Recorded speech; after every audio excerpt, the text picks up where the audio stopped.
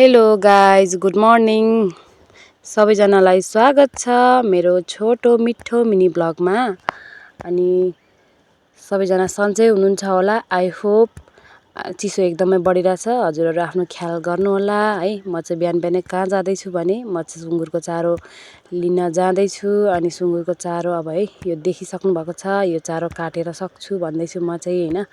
अनि अब चारो काट्नेतर्फ लागेँ म है। अनि मेरो पछाडि क्यामेराबाट गरिरहेको थिएँ नि त, रियल क्यामेराबाट मैले भिडियो गर्दैछु नि त। अनि पछाडि झ्यास गाडीमा अड्काएर म चारो काट्नुतर्फ लागेँ है। अनि चारो काट्दैछु। अब तपाईँहरूको घरको दिनको सुरुवात कसरी हुन्छ है। मेरो चाहिँ घरयासी कामबाट नै सुरुवात हुन्छ भनौँ होइन। अब मलाई चाहिँ गाउँघरै रमाइलो लाग्छ होइन।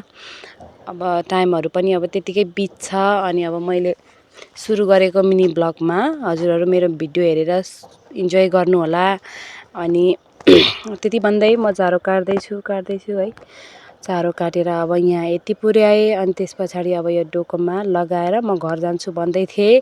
चारो काट्नु सक्दा नसक्दा मेरो हँसियाको बेड पनि खुस्क्यो है। तैपनि मैले ठाकठाक ठुकठुक गरेर हँसियाको बेड लाएर भारी पनि लाएर अब भारी बोक्छु है। अनि भारी बोकेर अब म घरतिर जान्छु। अनि घर जान्छु भन्दा पनि मेरो बारीमा जाँदा जाँदै एउटा काम छ है। अनि जाँदैछु बारीमा, मेरो पानी सार्नुपर्ने काम छ।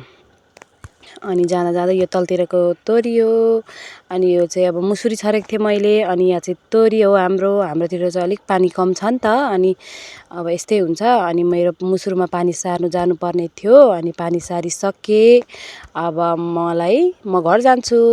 धन्यवाद सबैजना, बाई बाई भन्दै